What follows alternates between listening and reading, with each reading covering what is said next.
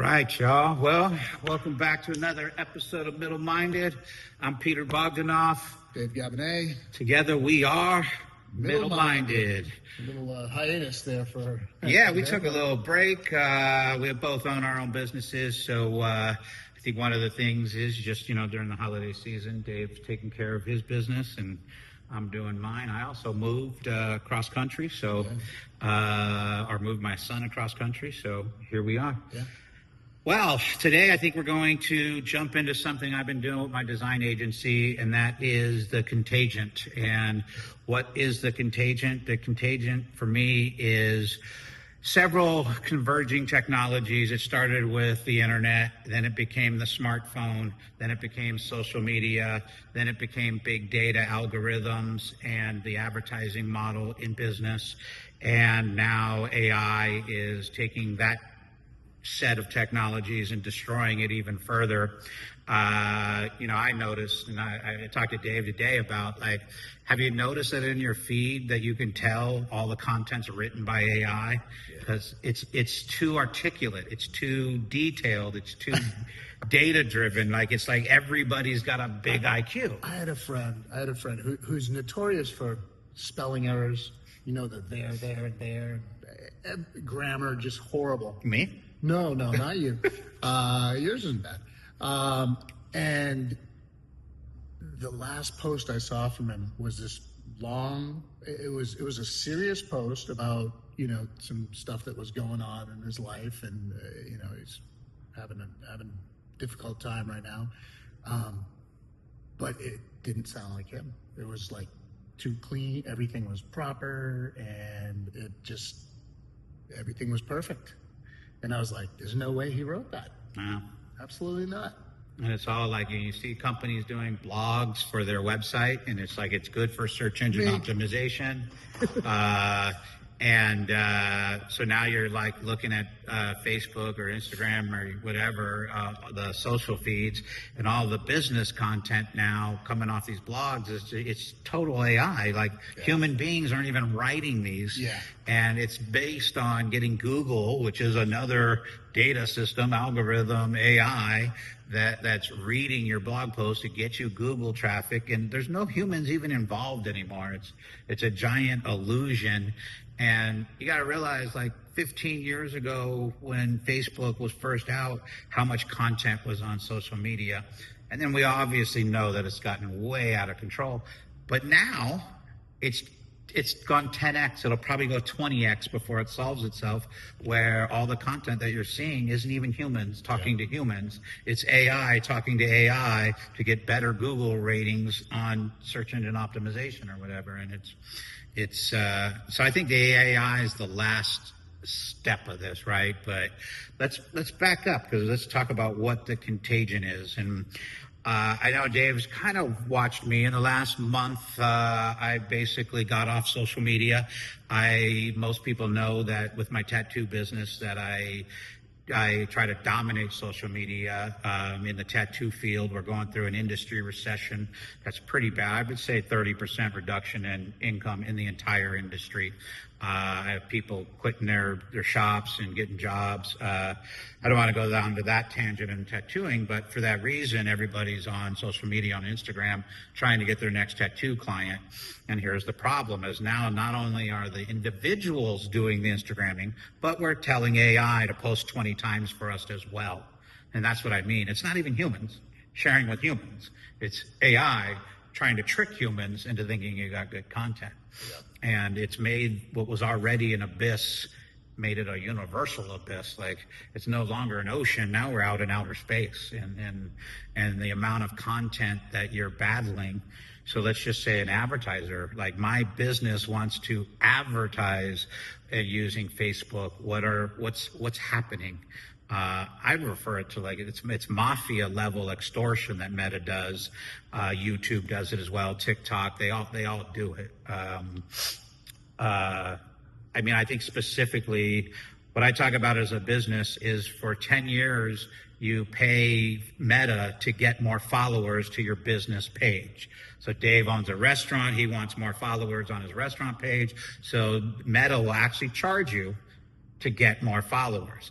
I've done that with my tattoo businesses, with my design agency, and my mural business. So I have Facebook pages for each business, Instagram pages for each business, YouTube pages for each business, and then you have to pay these platforms to have followers. So they push your content so that you can get followers. But here's the dark side. 1.2% organic reach on Facebook. And that's for individuals or businesses. What does that mean? Well, 10 years ago, you got 16% organic reach. So you pay for 1,000 people on your Facebook page, you paid for them, and then when you post, you're assuming that your post is going to your 1,000 followers that you paid for, but they're not. Meta is basically charging you twice, and now you have to boost the post to reach the same people that you paid Meta to talk to, or just my fans, because I have 7,000 people on Facebook. So when I start a Facebook page or an Instagram page, I invite everybody. So these are my network. These are my friends, family, customers, fans, and Meta doesn't care. It's like, if you want to talk to your friends and your fans, you're going to have to pay us. And they promise organic reach, but 1.2% is what current Meta organic reach is. Yeah, I was watching something on YouTube about getting new base, and I was surprised. They said, don't do what you want to do. What you want to do is go out and share it with all your friends, and hey, like this and do that, which I used to do. Hey, I just put a video out, go like it, please. They say don't even send it out. Don't even tell anybody. Don't tell your friends that it put out. Let it go and let them do it. YouTube algorithm do it and find people that are into what you're into, and they put it out there. And I guess they get all the data from how many clicks and who watches it, how long they watch it, and are they really interested in all that stuff. And so a lot of people like myself are doing what I think is right for to get exposure, and it's not even right. And how do you know? Where's the Meta? Like, here's the blueprint of what a business should do and how you should use our platform so you can stay reasonably affordable with your marketing and advertising. There is no place. And what you'll find, you search the internet, you'll find 2 million articles on the way to trick Instagram or the way to push Meta. And why isn't a business owner in modern times just know what to do? Like, I've been in business 30 years. We used to just buy a yellow page ad, maybe a radio spot locally, and my marketing was done. I didn't need to know how to do a yellow page ad. You just did one. When I took over the restaurant a couple years ago, I think on Instagram, which is really where I focus, we had maybe, I forget how many followers, but it was in the 200s, 200 and let's say 56. And now I'm at 940. But a lot of that, I have boosted posts that I've done. I've paid. I probably paid in the lower range, not anywhere near you, Pete, but maybe $500. And every time I do, every time I put like $100 boost on this, whatever post it is, I'll get, 50, 60, maybe 100 followers. So it's, I have some every day in my, and you probably have this too, with the tattoo studio, but every day in my DMs, there's somebody, hey, you want to grow your, I can get you 5,000 followers in 2 months, and it's like, I don't even bother. But what is the point of having 5,000 followers? Because when you go post a plate of dinner, you got a new menu item, and you go post it, Meta's literally only going to let that hit 1.2% of your follower base. That's the organic reach. And to give you an example, to some matrix to understand this, less than 10 years ago, that was 16%. So Meta knowingly has dropped, and basically it's mafia. They're basically busting people's store windows and not allowing their customers to see them unless you pay them twice. And so when I do post, I did set a target. I do set a target area, and it is Bay Area. It's within 30 or 50 miles maybe, and it's Bay Area, people who are into food. That's like everybody. Yeah, right. I don't eat. No. So yeah, but I'm hoping I'm getting people in, but I don't know. I don't know. And why isn't it that you don't know? You're a willing participant. Yeah. You're putting content for free. Let's go talk about that. Why the hell are all of us contributing Facebook, Meta, Instagram, TikTok, YouTube? Why are we giving all of these people free content? Now ask yourself if NBC television gives away free content. Like, who gives away their content for free? They've tricked us all into becoming dancing monkeys. That's actually the thing that I think that's probably the most disgusting. Is I used to run a tattoo studio, and I would tattoo. We have 6 or 7 tattoo artists. We tattoo all week. All we did was tattoo. We would draw, we would consult, we would tattoo. That was my business. We would pay for some marketing. That might have been 3-4 hours of my labor during a week was marketing and advertising.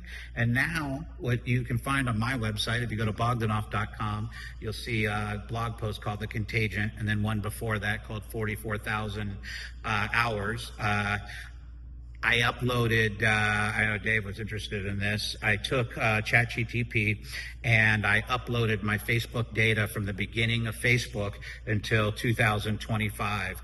And I told ChatGPT to do a deep research into my data and what my reach was in 2004, 2010, 15, 20, 25. In 2004, I was like 100 and something posts a year with thousands of engagements. By 2010, I was at my peak. I think I did 500 posts, and you'll find this in the blog post, the actual data. And then, so many thousand engagements. And then fast forward to 2025, I'm upwards of 3,000-4,000 posts a year, and I have less engagement than 2004, even though I've paid for things. I've boosted posts. I've done the, I'm going to give you free content and be a dancing monkey. Like, now in my tattoo studio, I can't just tattoo. I have to film myself tattooing. I have to get macro shots of me dipping ink in water and showing needles bouncing off the skin. And then I have to say a funny joke, and I have to invite my customers in to interview. And I'm a freaking little mini television station. And the only reason is for marketing. Yeah. And we didn't used to have to do this. Like, I know you do the wine reviews, right? And you didn't used to have to do this kind of stuff. Yeah. Well, I started those in the pandemic just for fun. In fact, it's funny because I just put one out on La Centrale today. It was scheduled to go out at 12, so it's probably out now. But it was the first one I've done in about 5 years, before 2021 when we reopened the restaurant.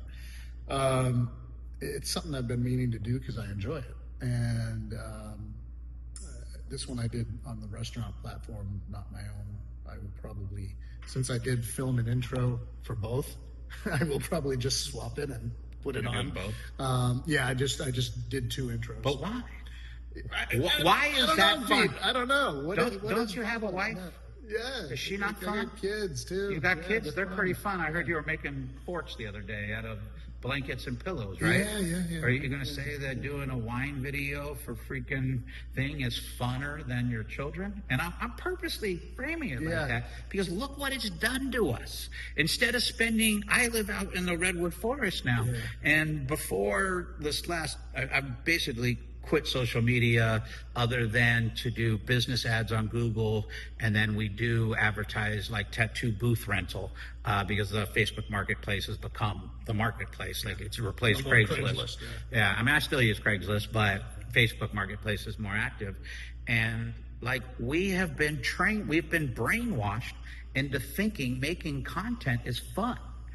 And you're not you're a drummer. You're a restaurateur. You know what though? I'll tell you, I do enjoy it. I enjoy it if I don't put a ton of time into it. The reason I started during the pandemic making the wine videos was because I wanted to teach myself video editing. And so, I mean, I've used Photoshop and tons of other, Adobe products. So got, what's theirs, Premiere Pro, and said, hey, I'm going to teach myself this. Now what am I going to edit? Said, I'm going to have to make a video. What do I know? I know wine. Let's do this. So that's how that came about. And at first it was super fun. I was using the After Effects to try to make, little things. And so I do enjoy it. But I don't enjoy it if I'm putting hours of time into it. And the videos I've cut down, this last one was a short. It was like 3 minutes, 49 seconds or something like that. And I cut it down to 0. Yeah, I know. But you put out a lot more. You were spending a lot more time. I do, because I sell a luxury product where you're talking about, who likes food. Like everybody has to eat. Everybody needs shelter. Everybody needs transportation. Everybody doesn't need a $2,000 tattoo. Like I do very designer tattoos, and everybody doesn't need one. Even if they want a small tattoo, we're really not the place to go for that. But the point being is, I don't know, like, why are we putting all of this effort in to be some kind of influencer? It's like they've got the whole world addicted to being a celebrity. And I'll talk about my daughter. My daughter made this hit song when she was like 9 or 10 years old called With My Headphones On. And at family gatherings and stuff, she would get in front of the whole group and she'd sing this song. And it was so adorable. And it was such a good song. I was like, we need to record it. I need to you're going to be a superstar. One of her friends at that time, influenced like in social media, told her that she didn't have what it takes. And she hurt my daughter's ego so badly that she stopped doing music. And fast forward to her college, she was going to do broadcast journalism. And then because of this kind of everybody being an influencer, she was like, it's too competitive and she thought she was the cutest blonde in the world, ended up at San Diego State University freshman orientation and saw 5,000 cute blondes. And she was like, oh my God, I'm not like special. But then she switched her degree to human resources, organizational psychology, because this attempt to be an influencer or a celebrity left her flat and let her feelings hurt. But my point of the story with my daughter, how many successful influencers are there though? There's a ton of influencers. Everybody's on some level an influencer if you're even posting on there, especially if you're doing it on any kind of product review or anything like that. But how many are really successful in making money at it? I'm sure there's a ton, but what's the ratio? It's kind of like, there's so many YouTubers are making money. Right. How many great athletes are there, and how many professional athletes are there? Are there? Yeah. That's in our business. Like there's plenty of, poverty-stricken tattoo artists tattooing out of their kitchen, or even if they're in a shop, they're just barely making a couple $100 a week. But in my field, it's so saturated. People know that about tattooing. Everybody wanted to become a tattoo artist. It's a cool job, right? So then everybody went and did it, whether they were good or not. And that's kind of my point, is what social media has done to humanity is an absolute contagion. It has taken people who maybe they're a CPA, maybe they're a plumber, maybe they're a waitress, maybe they're a bartender, and they all have a side hustle where they're going to become a YouTuber or a TikTok star, or God forbid, OnlyFans. It's a pipe dream, right? Yeah, and it's a lottery pick. Like the idea that organically you're going to become a successful YouTube channel. What's what I'm telling you, Meta's done is they're not letting anybody do that. 1.6% organic reach. Like, it's such a poisonous number and the reason being is all the advertising revenue. So when I was getting off of Facebook, I went to a friend and I had him sit down at my computer. I was like, watch this, it's going to trip you out, and I bet you don't even notice it. And we went to my Facebook feed, and I was like, 7,000 friends. But forget all that. Let's just, my friends. This was, I don't think it was Dave, but, this person knew my friends. And I was like, watch how many of my friends and families post. My wife, my son, my daughter. Watch how many of those posts are in my feed. And if you're going to tell me I don't pay attention to my own children, oh, just screw off. And I start scrolling, and sure enough, I went through 15 posts, not one personal friend's post. And then the person's like, well, yeah, but you're into tattooing, and these are all tattoo posts. I was like, look carefully. What do you see on that post? You see right next to it says follow? That's a guy paying for followers. Yeah. He's paying Meta hundreds, thousands, whatever he's paying them, so that his following grows bigger.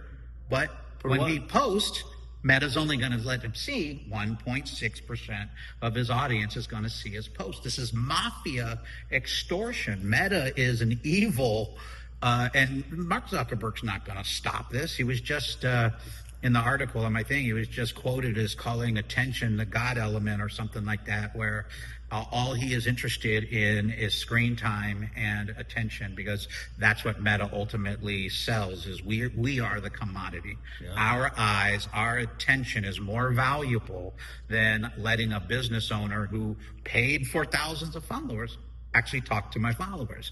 Yeah. And it's disgusting when you think about it. I'm not seeing my daughter's post, my wife's post.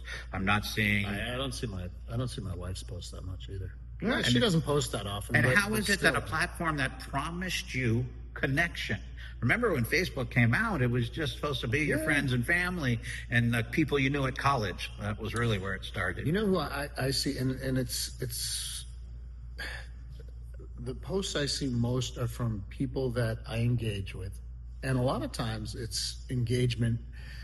I'd say it's controversial engagement, whether it's, you and I used to see a lot of yours, and I saw, I saw all your Legend Inc. ones, but because we used to get in arguments and on Facebook, political arguments, and they're not arguments when I win all the time. No, discussions is a better word, because we're sitting right here. One of the reasons we started Middle Minded was out of a discussion. Well, because we recognize it as a contagion. We recognize, I'm going to use that word over and over again, because I'm sitting here with Dave when we go back years in music, and although I don't think I was ever in one of Dave's band, his front man, Leroy, was my brother and best friend, and so we've been on stage together. We've played together a lot, and when we talk in person, we're respectful and we're like buddies, and we might insult each other and cap on each other, but it's done with a humor. When we're having these political discussions, he's a little more liberal than I am. I used to be liberal, but the left left me, so I'm just, I'm right of center now. And the things that we would say to each other was, I was the one who stopped it, because I was like, Dave, you ain't gonna talk to me like this, because you wouldn't say that to my face, not like that. And that's the point, is the contagion, the disease is how it has gotten us to behave with each other. We talked about this earlier with his restaurant. Like, back in 2002, if you were at a restaurant with your cell phone, it was considered rude to be on the phone at a restaurant or at a friend's house or at the dinner table. And now, obviously, it's like everybody sits at the dinner table and is on their phone. Yeah, and they're not even spending time with their wife and kids. They're taking pictures of all the food. Hey, I do it too, but I don't sit there on the phone while I'm at the table aside to take a picture. But I had this guy in the restaurant the other day. He was sitting there by himself, maybe he's from out of town or something, but he was sitting there, had his phone propped up on the table, no earbuds in, just the speakerphone on, having a full-on conversation with someone while he's eating, and there's a table right next to him of people trying to enjoy their food that they're paying good money for. It's one thing to hear conversation by humans in reality. It's another thing to hear a speakerphone, and I think it just people speaks also to the rudeness. They're just so encapsulated in themselves and what's going on with them that they don't even. I mean, they're. Yeah, it's like they don't know how loud they're talking. They don't know how loud the speakerphone is. I've had people when I was a bartender. I had people at the bar on the phone. I heard their full-on conversation, and I remember I just said afterwards. I said, hopefully, I'm just making an arbitrary name up, but hopefully Tammy's okay. And they looked at me like, "What? How do you know about Tammy?" I'm like, "You just had a full-on conversation. I just heard everything about Tammy. Sincerely, I hope she's okay." And the woman was like, shocked that it wasn't private. And and you're sitting there at a bar being loud, and my son, it's insane. So in December, my son stayed at my tattoo studio in St. Pete, and he was taking care of my house there. We got a hurricane, flooded my house. Me and my wife came back to California. It was the 4th hurricane. We were done. But my son stayed there, lived in the house, took care of the animals, took care of the tattoo studio. But Florida's not the California Bay Area, where we have Tahoe, we have mountains, Yosemite, we have beaches. I mean, there's mountains everywhere. And Florida's really flat. So if you're used to living somewhere with mountains, basically Florida got a little bit hard for us because it was flat. Now there's beautiful weather and beautiful water and tons of great things about Florida and St. Petersburg area where we still own a home and whatnot. But long story short, we bring Isaiah home. We want to do our San Francisco tattoo studio. But most importantly, Isaiah, we had most of his growing up happened in Portland, Oregon. We moved to Portland, and we lived in the cuts deep in the forest. And Isaiah loves forests and mountains. So I didn't want to leave my son in Florida, where I knew he wasn't happy with the geography, if you will. So we wanted to move him back. We bring the dogs back, the animals out. We rented our house, and we come back, and he's living in La Honda, which is the beginning of the redwood forest down to Santa Cruz, where some of the biggest trees on the planet are. This is his dream location. And we're taking a drive through Pescadero and down to Davenport, and he's sitting there on his phone, doom scrolling, whatever the heck he's doom scrolling, as he's passing by Redwood Forest and Devil's Slide and all these, and it's a gorgeous blue sunny day, like there's forest everywhere. And my wife and I are like, "What are you doing? Look outside." And then he was like, "Oh, whoa, holy." And if you don't call that a sickness or a contagion, and I'm not putting it on him, or I talked about my daughter, I talked about myself. You said maybe you more than me or me more than you. No, this is everybody. There's 5 billion people on social media, all being treated the same way by Meta, that is pumping ads down your throat. 15 to every 2 or 3 personal posts. Yeah, that's gotten we are literally taking a fucking horse trough and shoving it on our face, and we're allowing this. We're volunteering for it. Yeah. I listen to Pandora, and I used to pay to not have commercials, but my Pandora now has commercials. Man, I've heard the damn Capital One Samuel L. Jackson commercial 2,000 times. This isn't even subliminal. This is brute force advertising now, and that's what I was doing. I guess you would call what I did with tattooing brute force. I'm like, if I post 3 tattoos a day, every single day, my business will be good. And so I'm hitting people over the head with my content. But I'm having to do that because Meta is basically a mafia organization, and the only way to beat them, I thought, was work harder. But if you go read my blog post, you'll see in 2010, 500 posts with several thousand engagement, and then 15, it's double that for half the engagement. By the time you get to 2020, I'm up into 3,000 posts a year. This used to be 300 posts a year. And I used to engage with several thousand likes and conversations. Now I'm posting 4,000 or 5,000 posts a year on Meta, and I'm only getting 3. I think they said my last 30 posts on Instagram and Meta found 302 actual humans. 30 posts, only 300, and I have 7,000 followers on Facebook. And that's another topic altogether. All these bots that are just on there, just like commenting, riling everybody up, and what's real now? Like the whole fucking fake media, fake news stories, AI content, like, and the thing is we are doing this, we are volunteering for this based on a lottery pick that I will be influential, I will get more business, I will become popular or famous, and the reality is they're not. It's a very select few, and you can bet the people that have paid a lot of money for it. Absolutely. Now, I don't have a problem with paying for advertising. Like, we pay for Google advertising, and Google gives me several clients, and they're generally big clients. So we've decided that, okay, we're going to keep Google advertising for search results because people search for my product, and that's where we can be found. But thinking that I'm going to get these people who are doom scrolling, because let's face it, we're now zombies.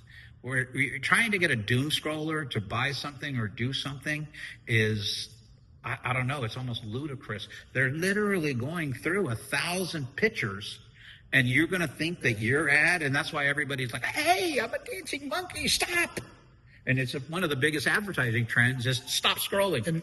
And take a look at this. You didn't touch on this before, but I think back then, I think it would be fair to say that you probably got a ton more likes. Oh, now hundreds. People aren't even liking anything. They're just scrolling past it. They're not even like bothering to like it anymore. Even if they like it, they're like, oh, that's awesome. Next. And then they'll come in for a tattoo and they'll be like, oh, I saw that post. But they didn't have the energy to just hit a like button, which would help my algorithm or whatever, and vice versa. It's really disgusting what we've become, and I don't know that it's going to go away because AI's just hit this now. So what do you think Mark Zuckerberg's doing with the Facebook platform in the next 5 years? Like he's just going to fire everybody and let AI do it, and keep all the money, and not spread it around. Yeah. And then when you think about, so let's talk about corporate money. Like in 2010, I would post a picture of Jenny's tattoo. So Jenny's somebody that I tattoo, very gorgeous woman, and she has a very big, colorful tattoo that I did on her. We took some photos. They're very sexy photos of a tattoo, and it used to get 700, 800, sometimes a couple thousand likes when I would post it on the tattoo Facebook group page, and now it might get 30. It's the same image. It's the same sexy girl. It's the same sex and advertising, but now from 700 likes, and that's what the ChatGPT, when I had it analyze my Facebook over the 15, 20 years, whatever it was, that's really what it came back to. It's like, and look what's happened.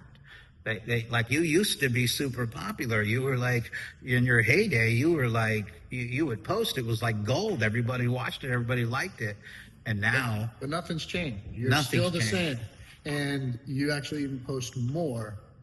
And I get less. You're less. I will say another dark side is, I was, I have gone writer of center since the last 7 or 8 years, and I have no apology for that, and I shouldn't even have to apologize for that.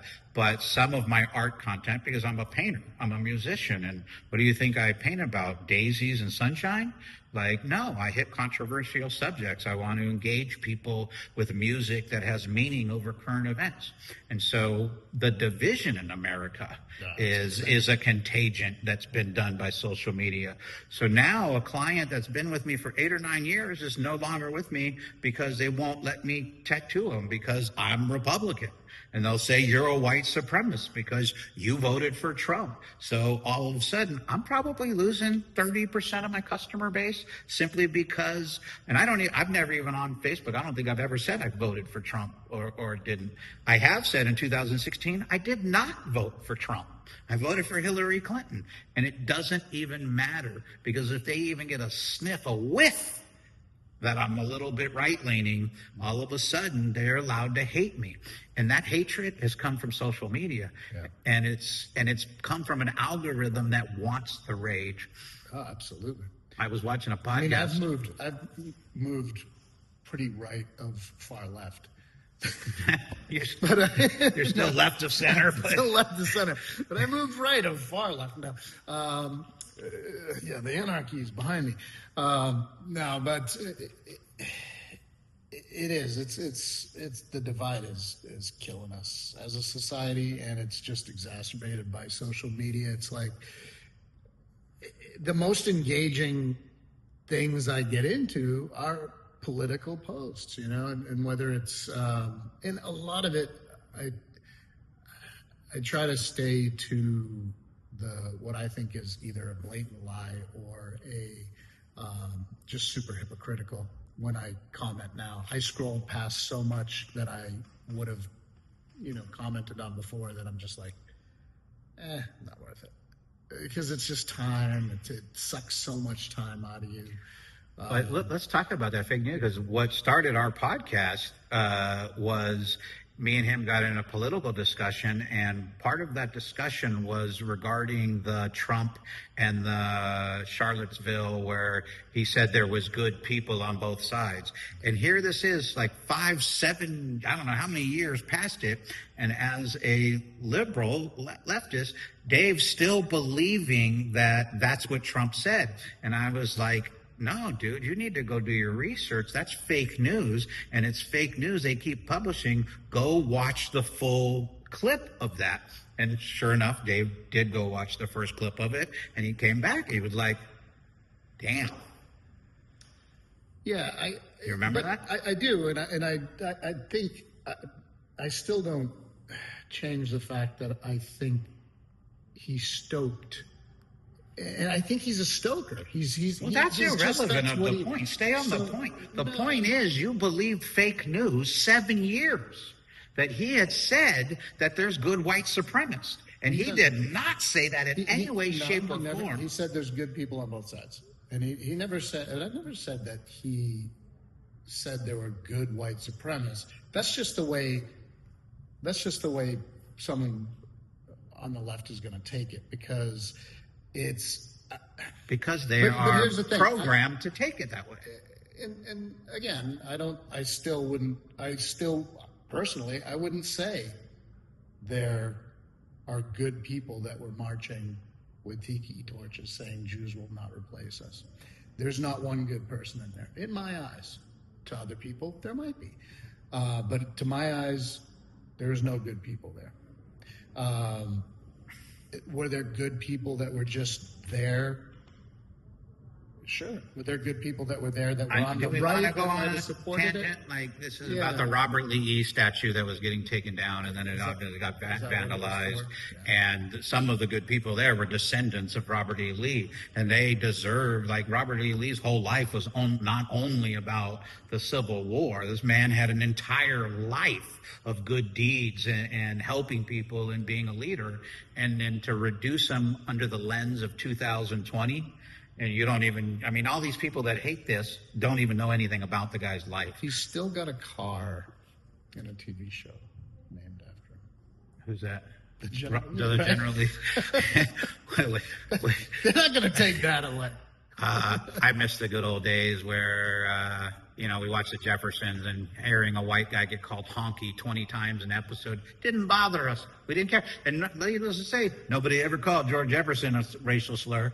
Like, it was a one-sided, you were allowed to freaking call white people names, but nobody was calling George Jefferson anything, not even calling him out for being racist. I think Archie Bunker was. Yeah. I think Archie Bunker definitely he was. Some, So Contagion, we talked, like I was talking the data, like when I was at my heyday in 2010 as a influencer on social media, I think they said Facebook's market cap was down in the like 10 billion or I forget what it was. You'll have to look at the blog post. But now it's $1.6 trillion.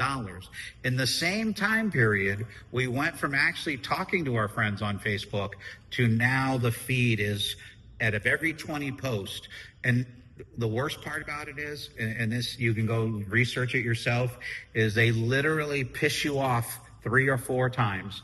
Then they show you a cat video, change your mood, get you into a little Google mood, and then they sell you an advertisement. Yeah. And only after a couple advertisements do I see Dave's personal photo with him and his daughter at home.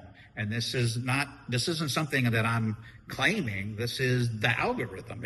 It knows that if it pisses you off and enrages you, and then it switches the table, and then has you an ad, your availability to be seduced by that ad is way higher. And that behavior is what Meta is now. And I got off my phone. I told Dave about this, and one of the things I will give, because it was an absolute game changer for me, is take your phone if you do want to get off social media, but you're having a problem, because this is an addiction, and we all have it. Dave earlier was talking about his screen time. We all have it. We all know it. We all see illustrations of people with the alien phone stuck to their face. We all know this is bad for us, but where it's an addiction now. We have a dopamine hit. Like every 15 seconds you want to fucking somebody to see that you made tuna casserole. Like, look at my nightgown tonight. Like, yeah. And this loop used to be hours, and now it's down into seconds. And take your phone, go to your settings, find the accessibility, I think it is, and turn your phone to black and white. Do that for 3 days, and your phone will start being in a drawer. You will find it so uninteractive, so boring, so like it almost makes you mad when you pick it up to go get your dopamine hit and you see the black and white. You just put your phone down. And it only took me 3 days of doing that to break. I had probably tried to sobriety of social media 7 or 8 times in the last 8 or 9 years. I've tried to get away from it, but being a business owner, I just feel like I can't. It's very hard, but take my advice. If you do want to get away from social media, turn your phone to black and white just for a few days. You will find problems, like if you're using GPS and the map goes to black and white, you can't see where the blue stripe is. So there are some problems with it. But really, it's a sobriety trick. It's just make your phone boring. And what happened to my phone now is it's like a tape measure. Rather than being everything in my life, from my light switches to my camera to my social feed to my however many apps you have on your phone, it literally started becoming a tape measure. It can go in the toolbox. I don't actually even keep my phone at my desk because, let's face it, nobody calls each other anymore. I mean, I text message some of my best friends, and I got to wait 3 days for them to get back to me. That's why I sat out front for 10 minutes to get let in. Well, you called the wrong number and didn't hit the doorbell. No, I did. Hit the doorbell twice. You did? Yeah, went right to your legendary voicemail. Anyway, I'm going to try that, and I bet what'll happen is my feed will fill up with black and white photography, because I love black and white photography, and I can look at it in black and white, and I'm just going to switch. Artists should always know this trick. If you take a painting and you change it to black and white, you can see all the flaws in your luminosity. So as tattoo artists and painters, I'm always teaching my students or apprentices, like, go ahead and turn your painting into black and white, and you'll instantly see all the layout flaws and all the contrast flaws. Because when you don't have the color working for you, you have to be perfect in your luminosity. I call it paint the light. It's just a good trick. I don't know. I kind of feel hopeless as far as saving humanity from this. Like I said, I watch my daughter do all these posts and what she's wearing, and it bothers me, but I understand it's everybody in her age group. It's just what they do. They do makeup videos. They do sexy videos of the clothes they wear. And it's almost like they don't have self-worth unless somebody tells them their butt looks good. And I'm like, your self-worth doesn't come from your butt. I mean, sure, we get... Then they're getting butt implants to look like and then everybody's now got a fake butt. That's one thing I've noticed. Like, I love women, so, and now I walk around and I'm like, that's a fake ass. That's a fake ass. And you know how I can tell? Because all the white girls got fake asses. And I'm like, white girls didn't used to have these asses. Like, this was a Brazilian thing, a black thing, a Colombia thing, and now all the white girls got butts all of a sudden. It's going to the gym. They go to the gym and just work out there. Yeah, they're always on the stair. Always doing the squats. It's like just focusing on that one thing. It's like when Which I was is when I was gross. super young. Like, we've been This is- reduced this to our is- sexuality. This is just a funny side. I'll try not to take too long. When I was a kid, when I was a teenager, I started going to the gym, and there was a time where I would just use. They had this neck machine, and I wanted to see if I could just get this huge neck. I was like, I want like Henry Rollins style neck, and I did. I would go a couple times. I'd always do the neck machine, and then I'd obviously do other stuff, but it didn't get me that huge neck. But a lot of the Do you have a neck? I don't know. I didn't Anymore. The butt thing, yeah. That there's just like We're becoming dedicated like to working out. Like there's videos just dedicated to their workout to get that butt. yeah. It's insane. But what is this like? I mean, we haven't even talked about the sexual side of this because I have a big thing about pornography because, you know, you used to go behind a liquor store and had to get it and you had to be embarrassed or go to an adult store. And now a 5-year-old who could spell sex can go watch stepsister porn and gangbangs and find, you know, whatever. And it's like there's no parenting going on. It's just like, and then so the internet is guilty of sexualizing society to the point that people don't even have self-worth unless they have fake boobs and fake butts and fake lips and Botox this. And I mean, and then the guys are the same way. They're all taking steroids to get these washboard abs and these bodies, all the actors, and they tell you, they don't even hide it. They're like, And those actors, they got the money for the personal trainers and everything. well, and the good steroids and but why are we so addicted to vanity now? And it's because these damn phones have made us addicted to attention, made sexuality the most important thing in our life. It's funny, like, you know, we only have sex 1% of our life. Now think about it. You sleep 8 hours a day. That's 1/3 of your life just going to sleep.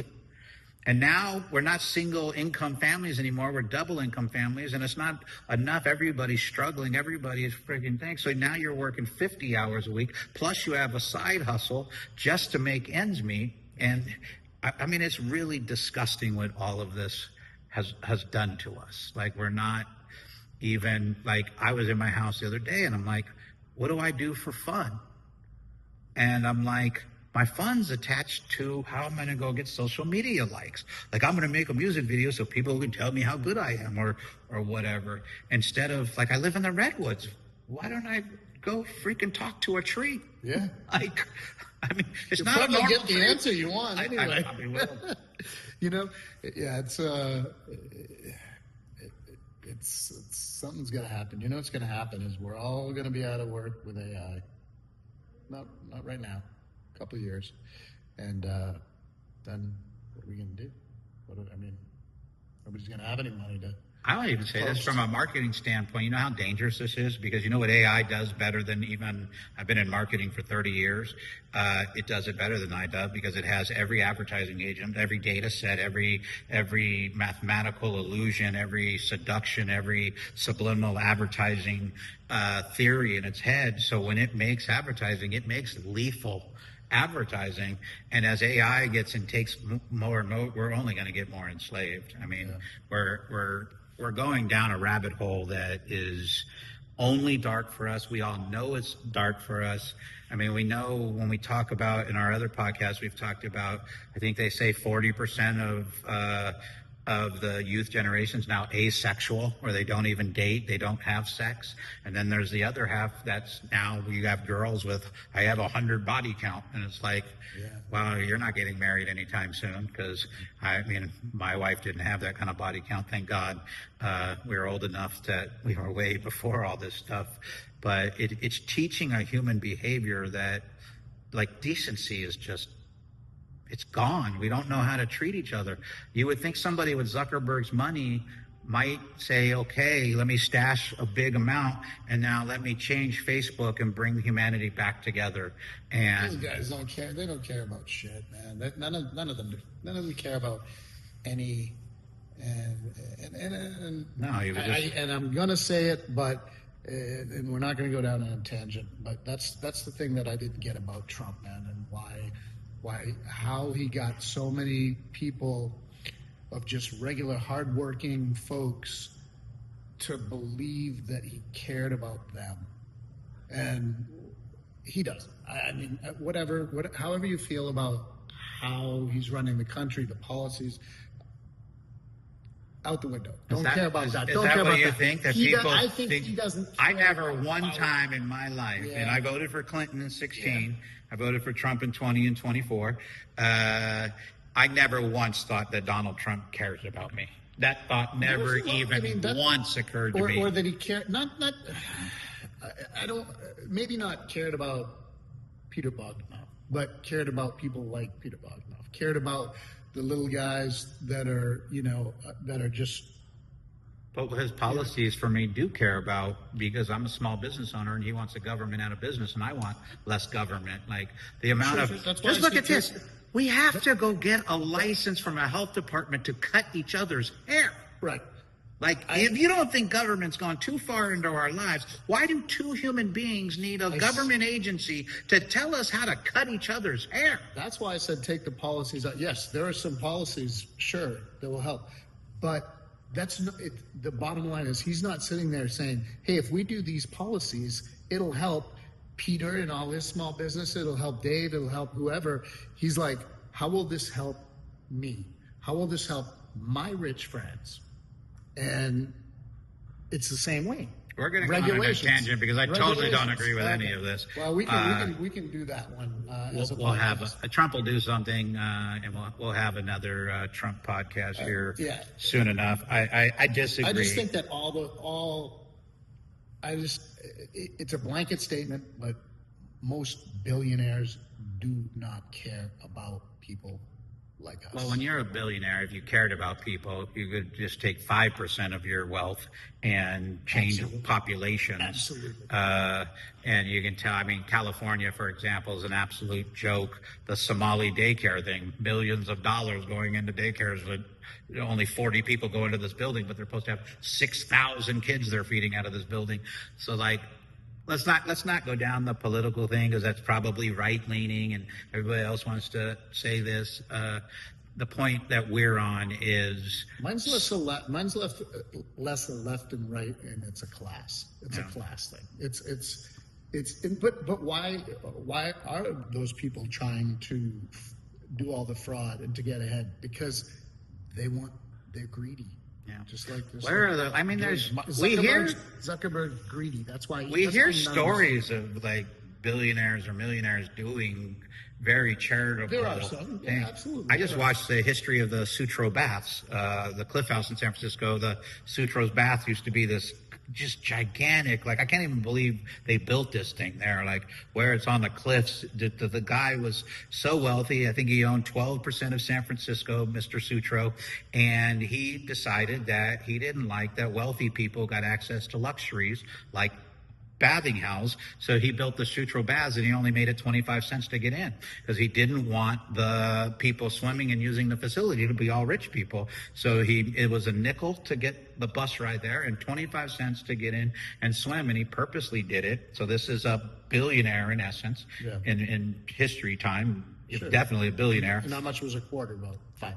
Yeah. Well, it was super affordable. At the end of the day, it wasn't $1 to get in, which would have done a class change. It was everybody who had a job and who was working and being positive in life could go to this place and go swimming. And he built this thing. I mean, it ended up failing because it was too expensive to run. But it lasted like 100 years or 75 years or something like that. And most San Franciscans know at least a little bit about this, but where are the people like him who are putting their foot down and going, I have this money, I was successful. He made his money selling pickaxes. Instead of doing gold mining, he sold the gold miners their equipment, and then he also did ventilation systems in the mines, which he got turned down for like 5 years until a big catastrophe happened, and then they came to him until 35 people died, and then they're like, "Hey, Mr. Sutro, maybe we should do your ventilation idea," and then he became multi-million-dollar back then. But just a beautiful thing that. He did Mr. Beast on YouTube. Here's a YouTuber, hella successful, going out and digging wells or what was it in Africa where he did like 1,000. There are some. There are some, but I find the overwhelming majority, at least the top, the top known names. There's not that. I mean, like you said, Mark Zuckerberg could put. I mean, how many billion is he worth right now? So yeah. At least 200 billion. Elon Musk about to be a first trillionaire. Yeah. So I mean, could you imagine if you just did something that helped humanity? And I would hope with AI that Zuckerberg would take Facebook and do what Musk did to Twitter and get rid of half of the workforce and then stop doing such an advertising aggressive model. Why can't we go back to what you promised us in the beginning? You promised us connection. You promised us friendship. You promised us family. And then once we gave you all our content and all our friends and we all connected, he turned around and flipped that shit and turned into a mafia. And now he's worth billions of dollars. Meanwhile, the rest of us are about, like I said, me and him are arguing on Facebook. I'm like, let's stop this. Let's talk in person, because when we talk in person, we're friends. When we're talking online, dude, you're saying some stuff that you wouldn't say to my face, and I'm probably doing the same thing. Matter of fact, I know I'm doing the same thing. I won't sidestep my own. I'm pretty quick-witted, and I can say some shit. I'm loud, so to speak. We're both witty. We both hate to be wrong. Bad combination, right? Yeah. It is what it is. Well, I think we're getting to the end of this. I wanted to just, do I have any other? I would say look at the blog post on bogdanoff.com. There's one called, I'll put it in the comments when we post this. There's one called The Contagion and one called 44,000 Wasted Hours or something like that. And you'll see the data of how Meta and YouTube have grown while we have been enslaved. So I think you'll find it, you'll probably get disgusted. It made me nauseous to know how much.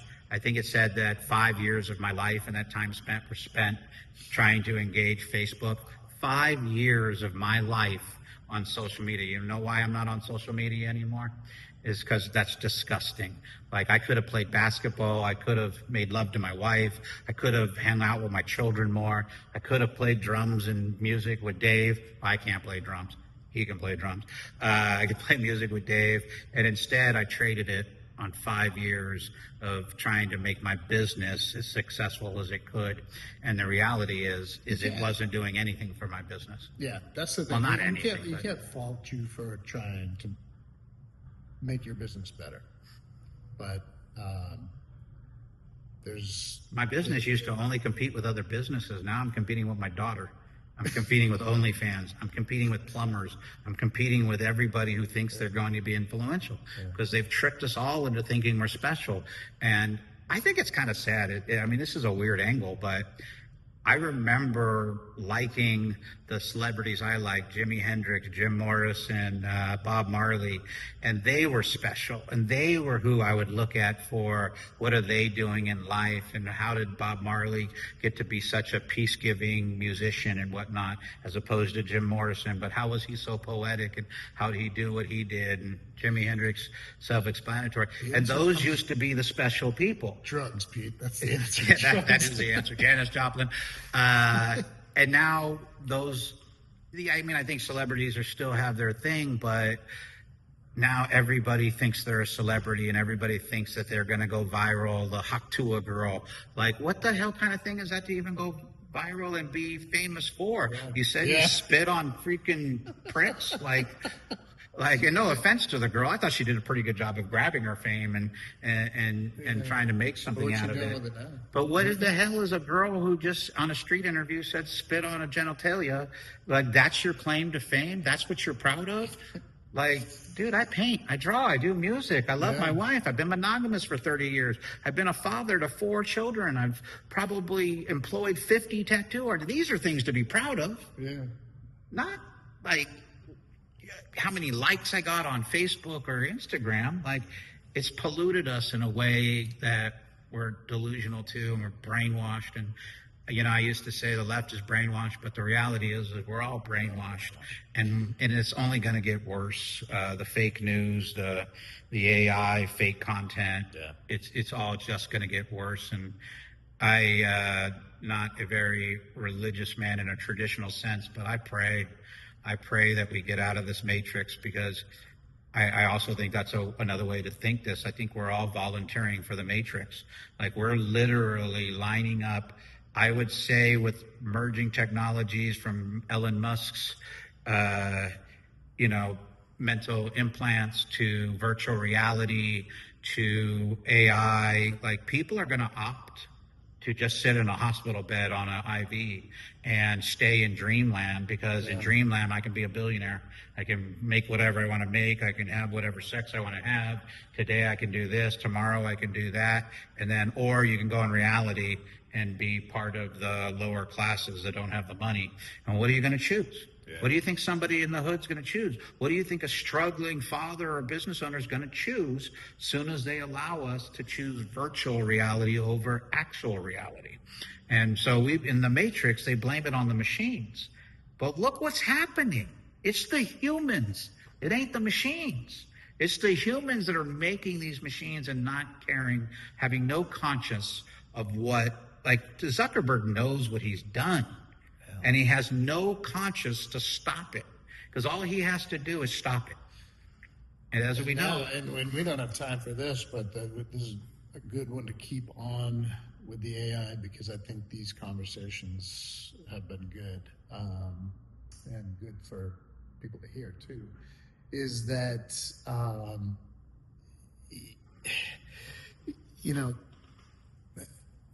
lost my train of thought, but it's.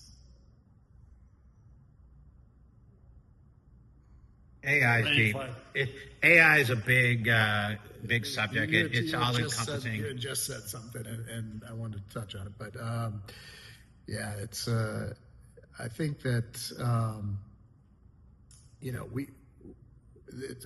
is what it was. It was the regulation, and I was going to say it's too much for now, because our hour's up. But next one, we got to talk about the regulation. You talked about wanting government out of businesses.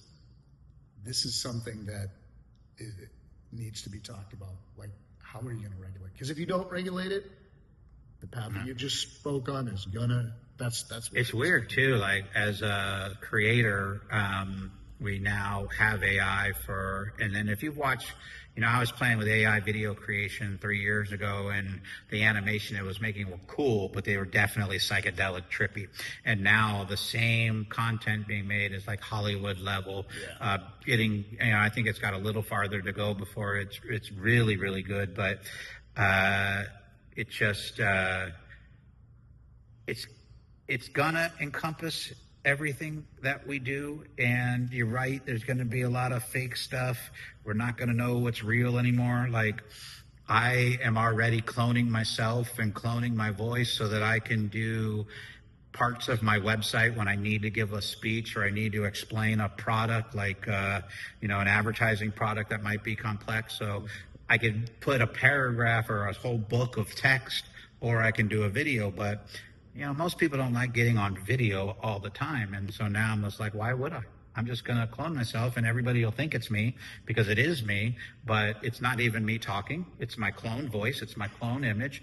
And I'm just writing a prompt in and saying, give a 5-minute speech on advertising matrix with Facebook's market cap. And then not only does AI write the speech, but then I feed it into AI, and it makes a whole entire video and puts me in Paris. And you can't tell that I wasn't in Paris. So your wine things need to start being under the Eiffel Tower. Yeah, well, no, I think you get better views. I think I'd just do it in that vineyard. Yeah. Whatever vineyard I'm talking about. Yeah, just put me in the vineyard. Google Map you, boom. In many ways, it's pretty exciting. I would say I wrote a script for a movie a long time ago, and right now there is no reason why I can't make this movie.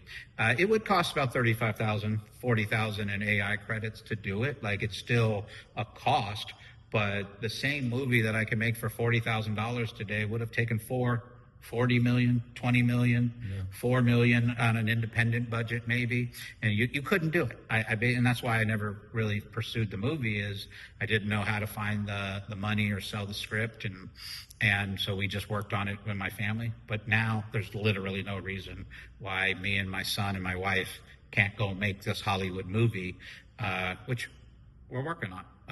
So I think it's exciting. Yeah. The question is if humanity is going to have the consciousness to, and I think this would go, and maybe another topic, like, why does capitalism not have to adhere to decent humanitarianism? Like, why does somebody like Meta get to do what they're doing to human beings?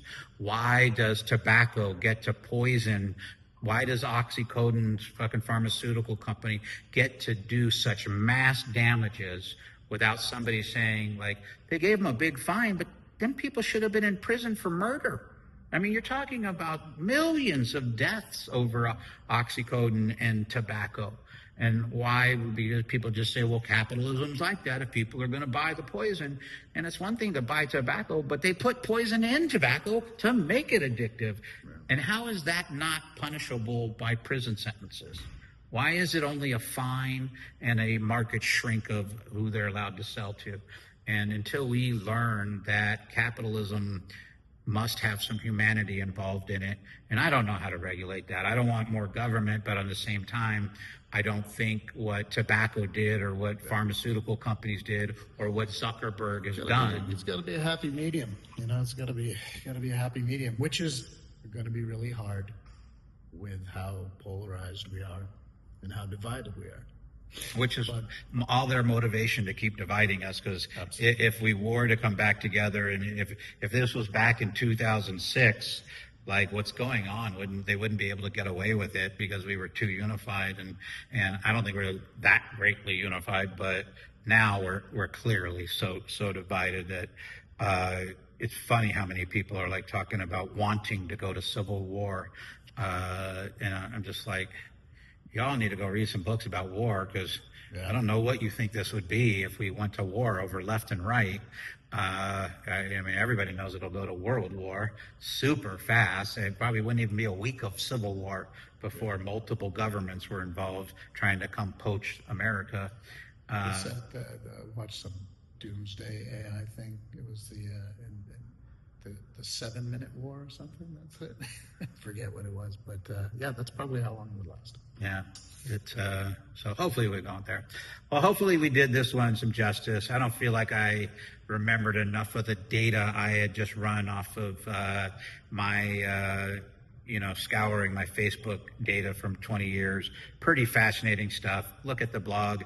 We'll come back. I don't know what we're going to talk about next time, but I definitely can bet it'll be about AI. And maybe we can tie AI to Trump and liberal and the arguments that are dividing us and how they're using the algorithms to keep this happening. I don't know. Thanks for watching. I'm Peter Bogdanoff. Dave G in the place to be. Dave G. We are middle-minded. Peace and love, everybody. Peace and love. All right, Pete.